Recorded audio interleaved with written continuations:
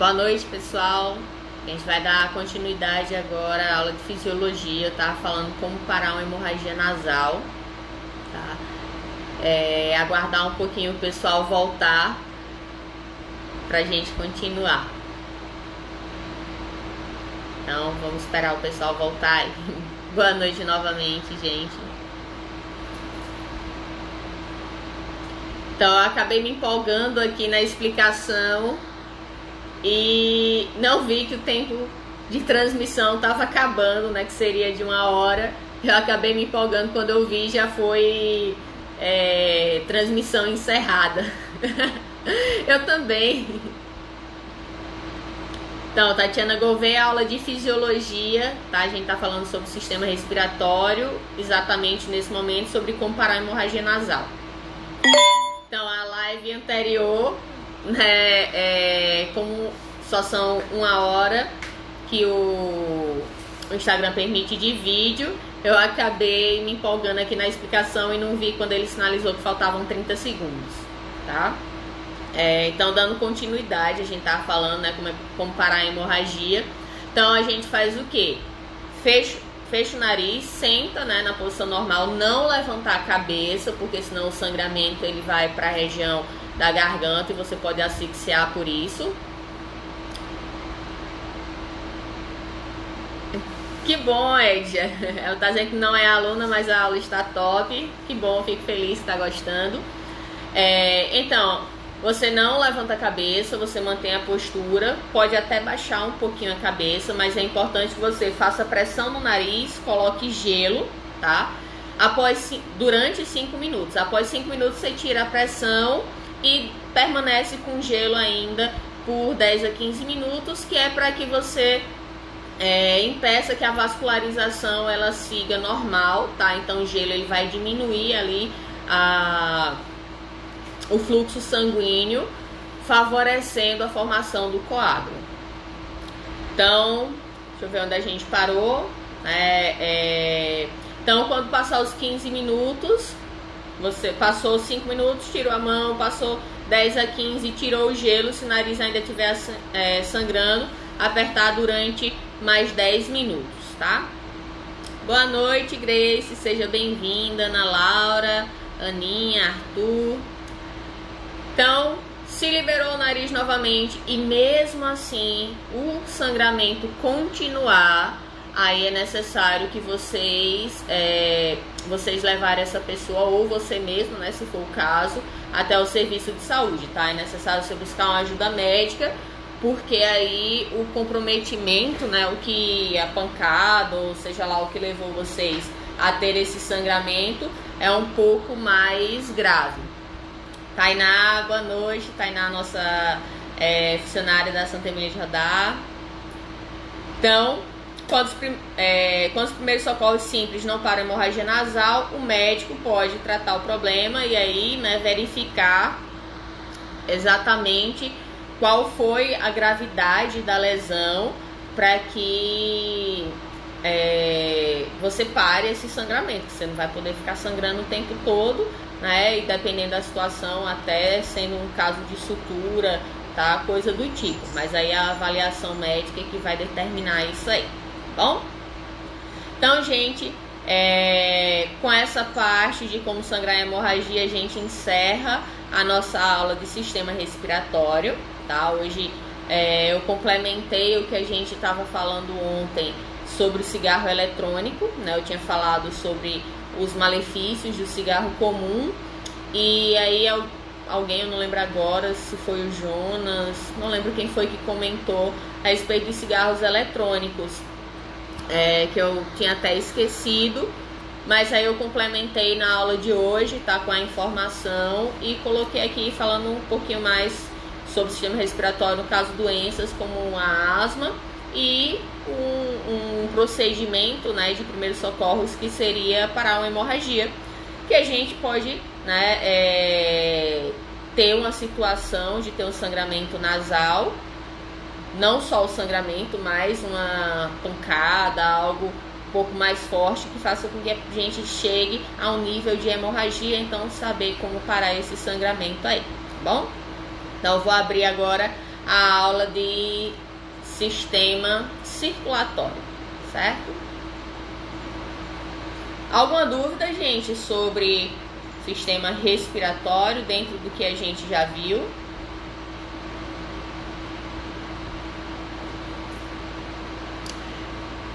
Sim, vou enviar. Eu acho que eu enviei para vocês só até a aula passada. Vou enviar essa e já envio algumas outras também, certo? Essa do sistema circulatório é a aula 5.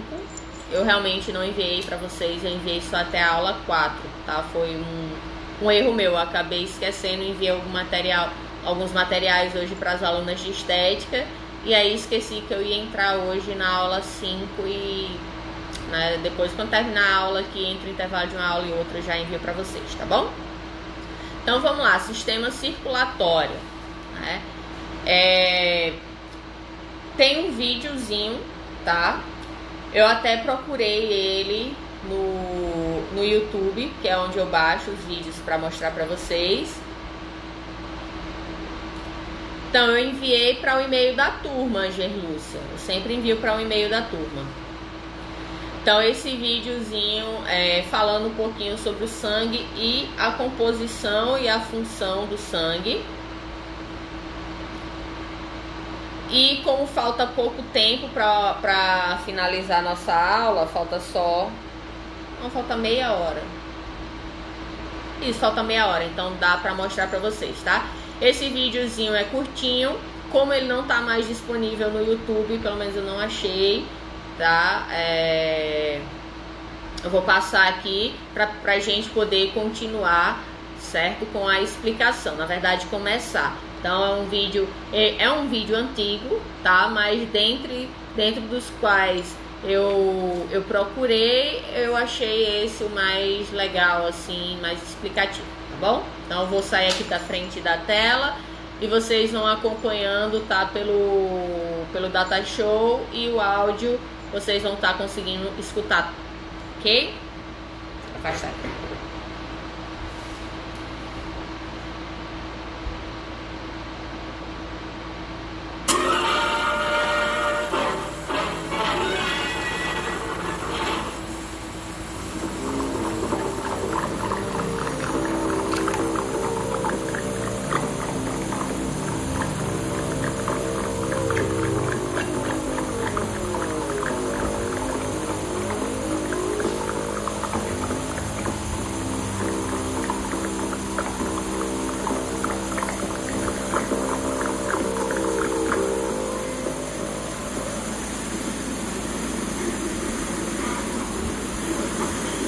Forma de coleta de sangue, né?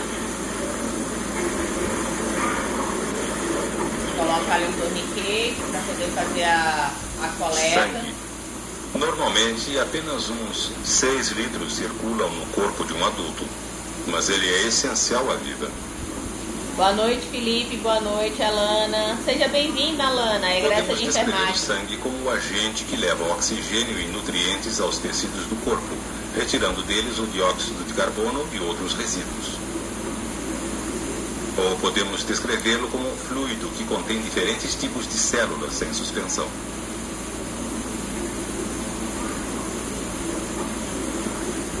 Para conhecermos que tipo de fluido ele é, que tipos de células estão em suspensão e como funciona o sistema de transporte de sangue, vamos observá-lo ao microscópio.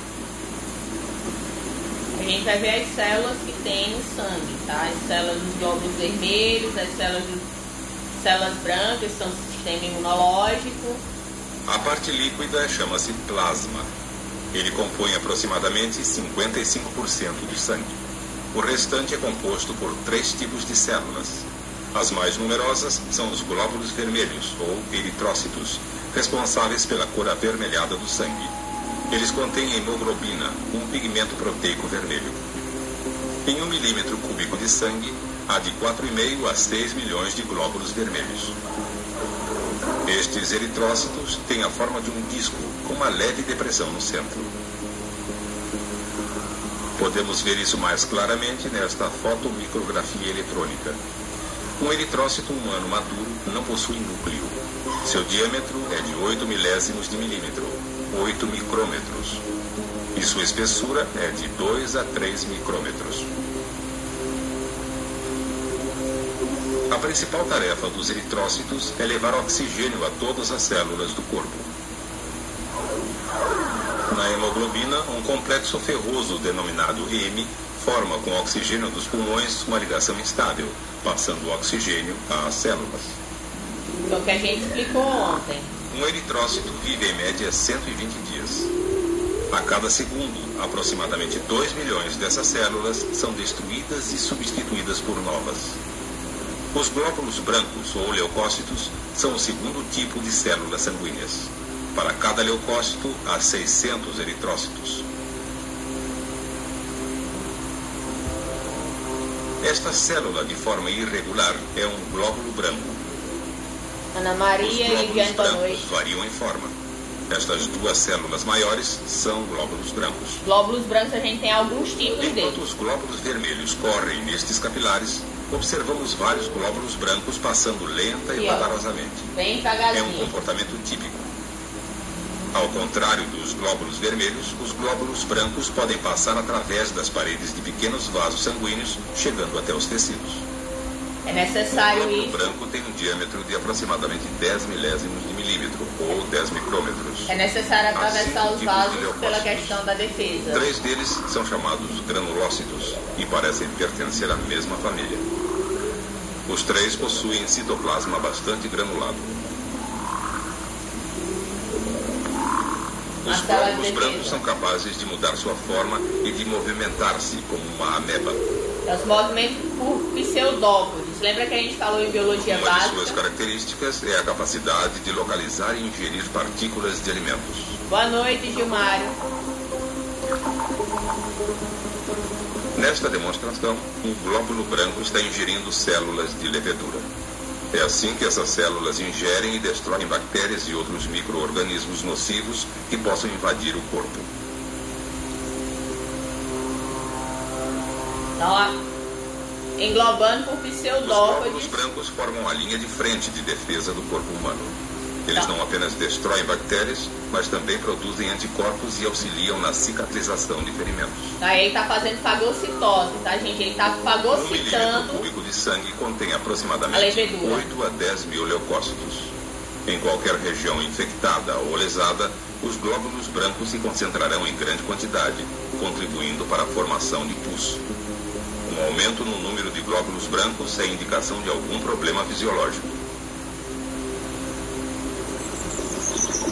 Vamos observar agora o terceiro tipo de componente celular do sangue. Boa A noite, estes glóbulos Tereza. brancos estão misturados pequenos corpúsculos escuros, as plaquetas sanguíneas. Existem cerca de 300 mil plaquetas em 1 milímetro cúbico de sangue. Plaquetas a gente está falando Uma agora plaqueta que vai tem estar na aproximadamente coagulação. 3 micrômetros de diâmetro, mais ou menos um terço do tamanho de um eritrócito, o glóbulo vermelho. De Érica, A bem-vinda. principal função das plaquetas, ou trombócitos, é ajudar na coagulação do sangue. Vejam como acontece a coagulação, processo tão vital. Observem aí a questão da coagulação. Isto é sangue fresco, mais ou menos 10 minutos após ter sido exposto ao ar. Já formou A coágulo. coagulação fecha a ferida e interrompe o fluxo sanguíneo. Vamos observar esse processo. Para que este sangue coagule, precisamos apenas de 12 minutos, vistos aqui em segundos pela filmagem temporizada. A coagulação envolve uma série de reações químicas. O coágulo se forma e se separa do restante do líquido, o suco sanguíneo.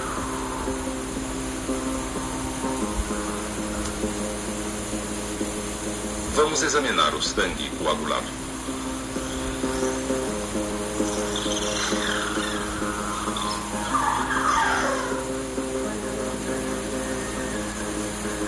As células se aglutinaram e vemos filamentos escuros aos quais as plaquetas sanguíneas aderem. Por meio da filmagem temporizada, podemos ver os longos filamentos se individualizando por entre as plaquetas, formando a rede. Esses fios são fibrina, um material proteico pegajoso que se forma no sangue a partir de fibrinogênio, normalmente invisível. As fibrinas que eu falei agora há pouco no sangramento nasal. Os filamentos de fibrina bloqueiam a passagem das células sanguíneas, interrompendo o fluxo. Mas como isso funciona realmente dentro do corpo? Vamos ver uma demonstração na qual um capilar da orelha de um coelho é perfurado.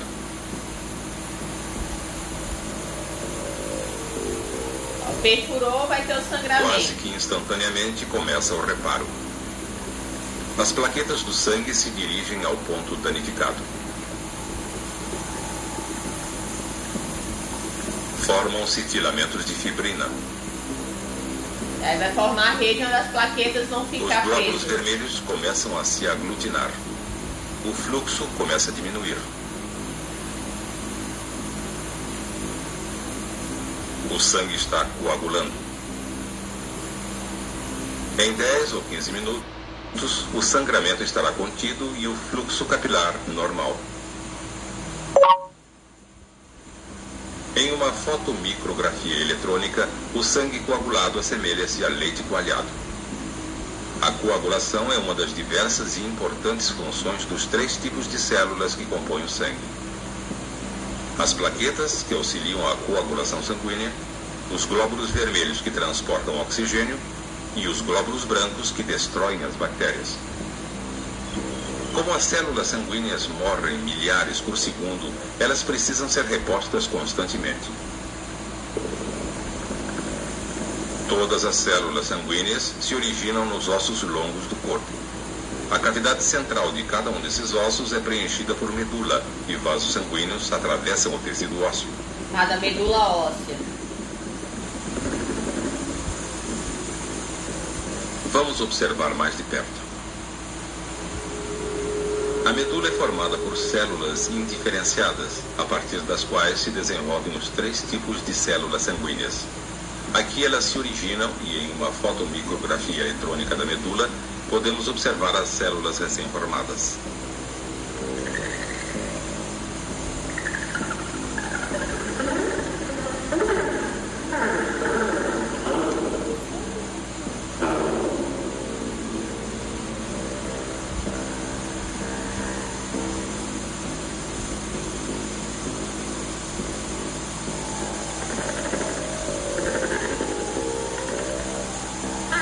Mas esses 3 componentes celulares formam apenas 45% do sangue.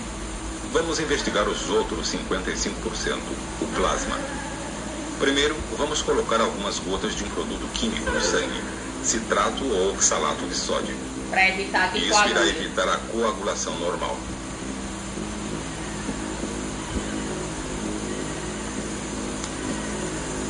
A descoberta desses anticoagulantes tornou possível o armazenamento do sangue em bancos de sangue e seu uso em transfusões.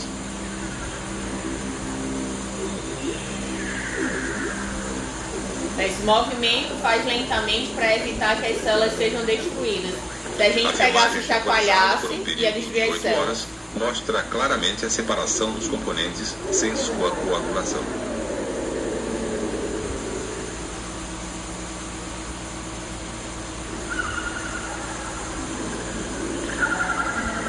Na parte superior, o plasma sanguíneo e os 3 tipos de células sanguíneas embaixo.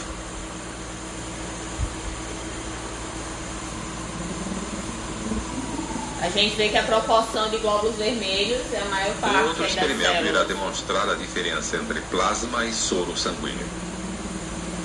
O sangue tratado com um anticoagulante está à direita e o sangue normal à esquerda. O líquido amarelado separando-se à direita é o plasma. O líquido que se separa do coágulo sanguíneo à esquerda é soro. Aqui é soro e aqui é plasma. Com o auxílio de uma centrífuga, podemos separar totalmente o plasma das células sanguíneas. O plasma é frequentemente usado em transfusões. Ele restaura o volume de sangue perdido em hemorragias. O soro sanguíneo também é usado em transfusões, quando a propriedade coagulante do sangue não é necessária. O soro é resultado da coagulação, nunca a causa. uma vez que as proteínas plasmáticas responsáveis pela coagulação já foram utilizadas.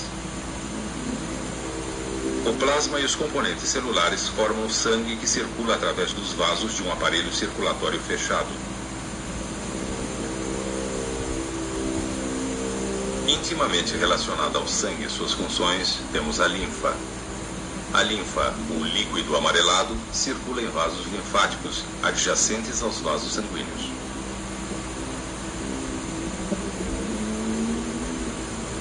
Eis uma ilustração de como os glóbulos brancos, representados em azul, e o plasma em laranja, escapam dos capilares que retêm os eritrócitos, ou glóbulos vermelhos, e as plaquetas. Os dois componentes, glóbulos brancos e plasma, formam a linfa.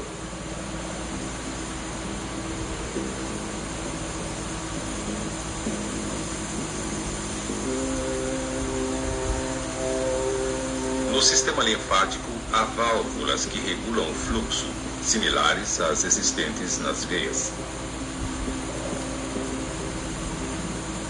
Essa especialidade, Os vasos Gerlúcia, linfáticos dilatam-se formando nódulos. a coordenadora Estes pode contêm dizer glóbulos melhor. brancos que removem bactérias e outros materiais estranhos. Uma infecção pode fazer inchar esses nódulos no pescoço ou nas axilas. A linfa e o sangue entram em contato através da troca de líquido intersticial, que é a parte do plasma que passa através das paredes capilares. Esse plasma filtrado, ou líquido intersticial, banha as células do corpo. Através dos capilares do sistema linfático, o líquido intersticial volta ao sangue. Juntos, a linfa, o líquido intersticial e o sangue mantêm a homeostase, condição de estabilidade interna do corpo que o mantém independente de seu ambiente externo. O médico ele dá o laudo, mas eu não sei se existe algum outro tipo de Sua laudo. saúde depende muito das funções complexas radiologista desse pode dar. maravilhoso fluxo de vida, o sangue.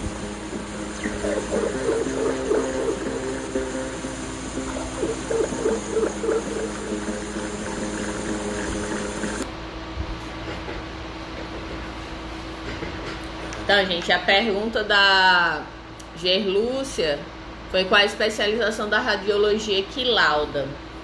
Então, Gerlúcia, a Ana tá até respondendo, né, aí que o radiologista, o técnico, na verdade o tecnólogo, né, não lauda. Eu não tenho esse conhecimento porque não é a minha área, certo? Mas eu vou perguntar à coordenadora Luciana e aí depois eu coloco no grupo de vocês, tá? Do WhatsApp. Eu sei que o médico, né? O médico que tem a especialidade em radiologia, né? Aí ele dá o laudo, sim. Mas vocês, eu não sei se existe alguma parte dentro da profissão de vocês que vocês podem emitir laudo, certo? Então, gente, ficou... deu pra entender, deu pra vocês ouvirem bem a questão do vídeo.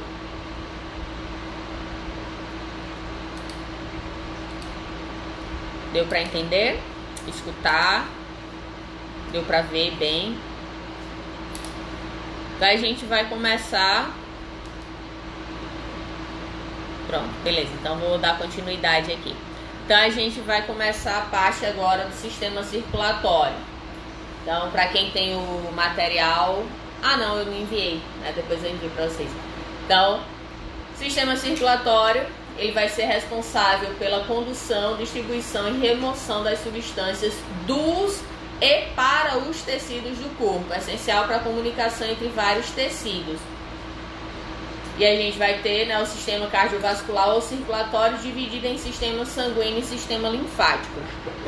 Então, como a gente estava vendo na aula passada,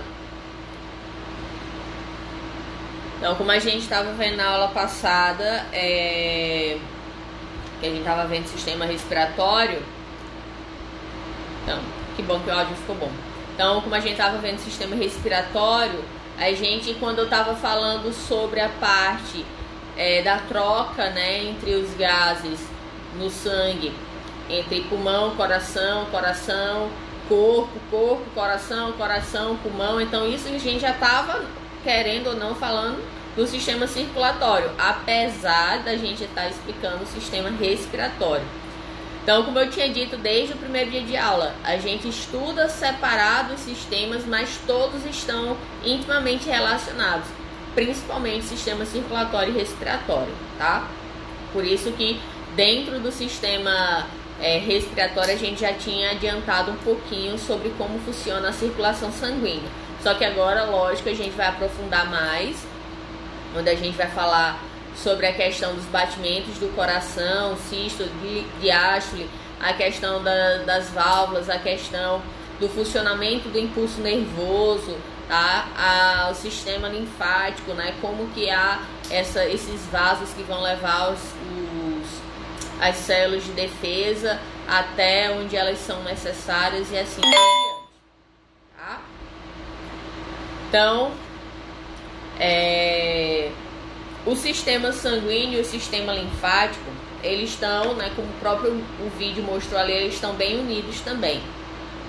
Só que a gente vai ter uma irrigação sanguínea, né, a nível de vasos, na verdade uma rede de vasos no nosso corpo, muito mais numerosas do que a rede de vasos linfáticos, tá?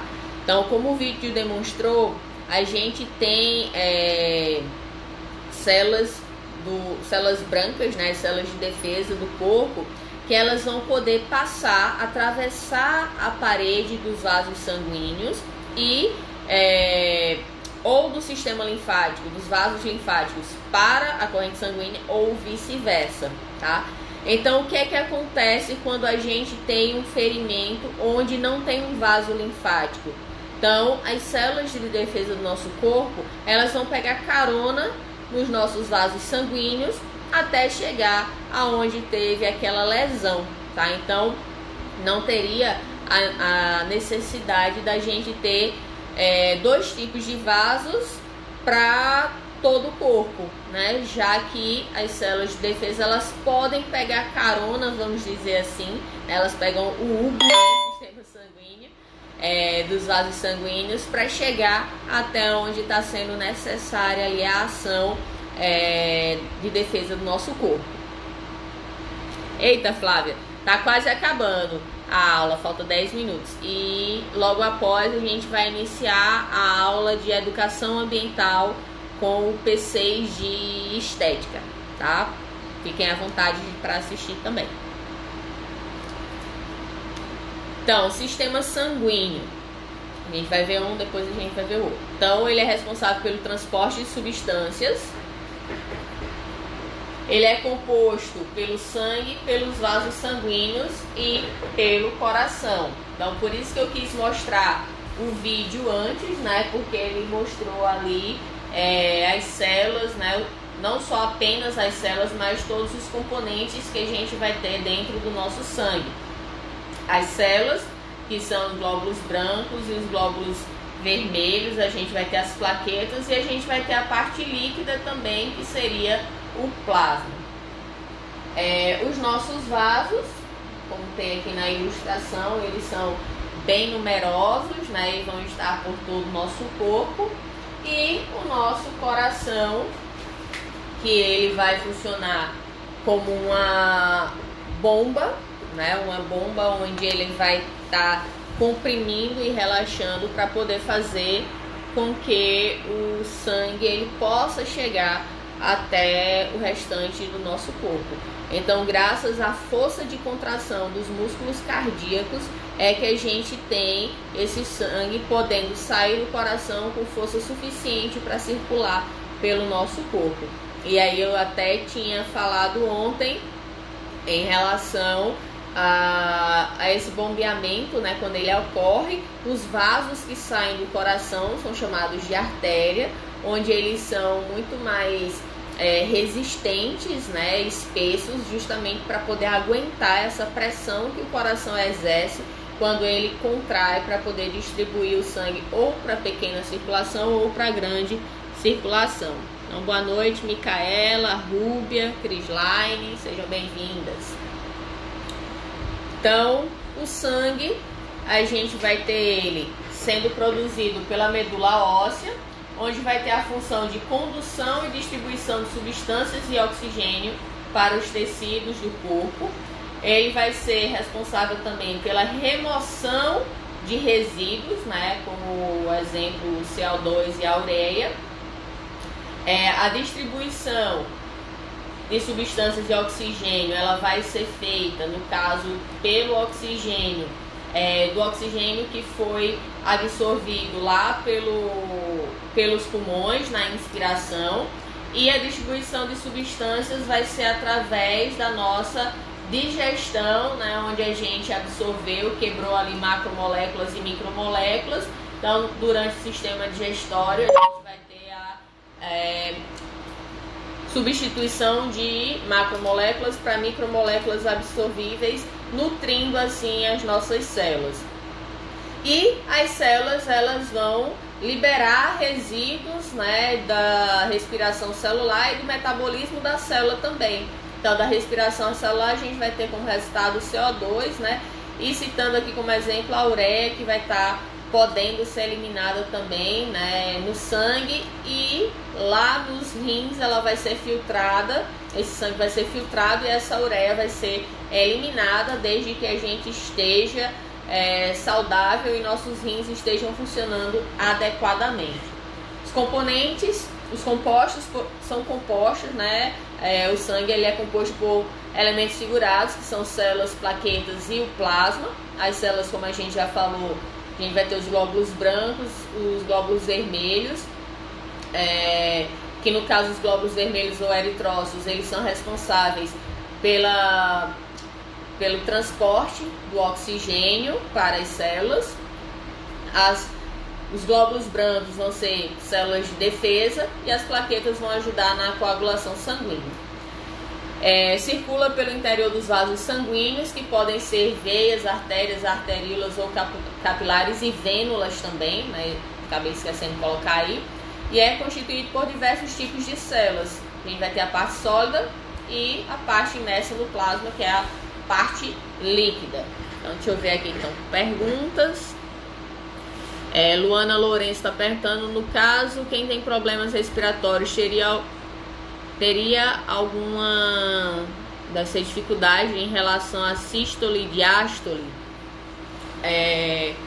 Não tem relação, Luana, porque a contração muscular do coração é que vai fazer com que a gente faça a sístole e a diástole, tá? Então a gente vai ter a contração dos átrios e dos ventrículos, que aí a gente vai ter, né, essa movimentação, que seria o coração quando entra no átrio, ele bombeia para ir para os ventrículos e os ventrículos bombeiam para sair do coração, tá? Então isso tem a ver com função da musculatura cardíaca, a sístole e a diástole, que são estimuladas por estímulo nervoso, na verdade estímulo elétrico, tá? Que a gente vai ver na próxima aula, certo? Onde a gente vai ter essa indução elétrica que vai fazer com que o músculo ele tenha esse estímulo e seja compassado à sua contração. Os átrios, depois ventrículos, átrio, ventrículo. Por isso que a gente tem um batimento do coração. Tum-dum, tum-dum, tum-dum, tá?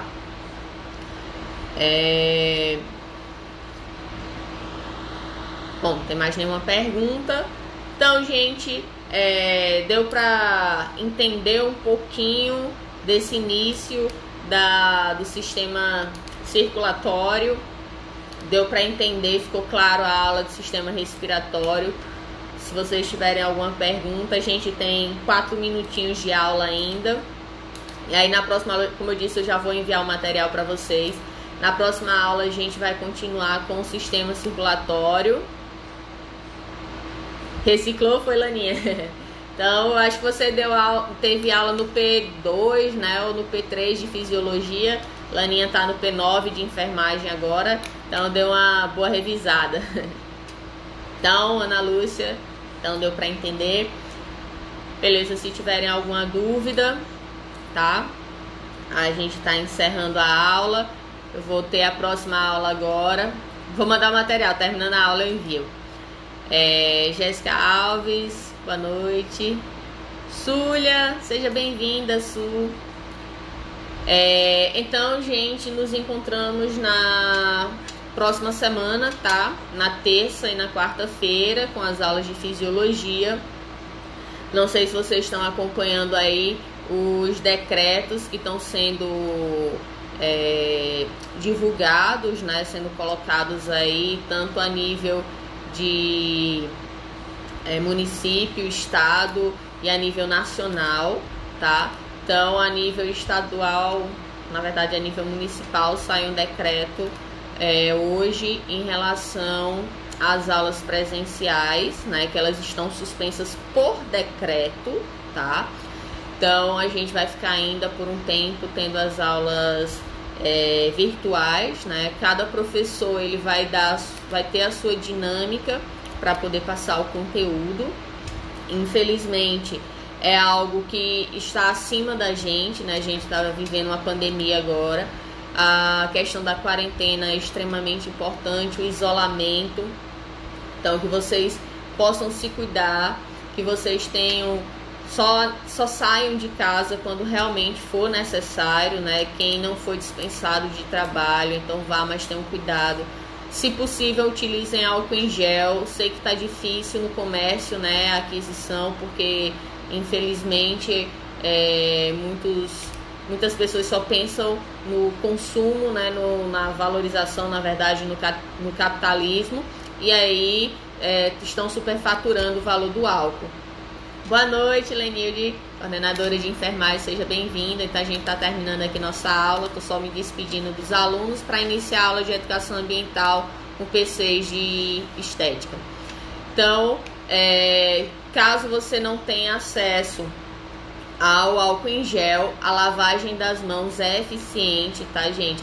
Se você chega da rua, lave as mãos. Lembre de limpar as maçanetas das portas, porque se você chegou, você abriu a porta, então se aquela maçaneta vai estar suja, né? Então depois dê uma limpada nela. Cuidado com pessoas idosas. Se vocês, né, têm parentes, amigos que são idosos, evitem fazer visitas agora, porque os casos, né, com morte de idosos estão cada vez mais crescendo. Na Europa o número é muito alto. Então eu tenho uma amiga na Espanha que ela falou que ontem no asilo 19 pessoas idosas morreram por causa do coronavírus. Então tá chegando a uma situação muito drástica lá, e a gente precisa trabalhar com a prevenção para evitar que aqui a gente fique na mesma situação. Lembrando que a gente vive num país de dimensões continentais. Então, se na Europa, se os países que são tipo do tamanho de estados que a gente tem aqui tá nesse caos, imagine o problema que a gente não vai ter se a gente não trabalhar com a prevenção. Se isolem, se cuidem, lavem as mãos, evitem contato com outras pessoas, como eu disse, só saiam quando necessário. Não vão superlotar supermercados, gente. Não comprem tudo dos supermercados, pensem nos outros. Então, quem tem dinheiro para poder fazer uma feira e estocar em casa, não faça isso. Pense nos demais, pensem naquelas pessoas que só pode comprar o mínimo, tá? E aí, no momento que você compra para estocar, e muitas pessoas fazem isso ao mesmo tempo, vai faltar produto nos supermercados, e aquela pessoa que só tem o valor mínimo para comprar o mínimo necessário, ela não vai poder comprar nada porque não vai ter mais disponível, tá? Então vamos pensar no próximo. Esse é o momento do Brasil e do mundo todo se unir, tá? Não vamos ser individualistas, vamos ser conscientes no que a gente, na situação que a gente está vivendo agora, para poder a gente passar por ela tranquila, sem ter grandes problemas, sem ter um número grande de mortos e pessoas contaminadas, tá bom? Cada um fazendo sua parte, a gente consegue passar tranquilamente por essa pandemia. Então, boa noite a todos. Como eu falei, sejam bem-vindos na minha próxima aula, que começa agora às 8h20, com a turma de Estética em Educação Ambiental, tá bom? Então, boa noite, gente. Tchau, tchau. Até daqui a pouco.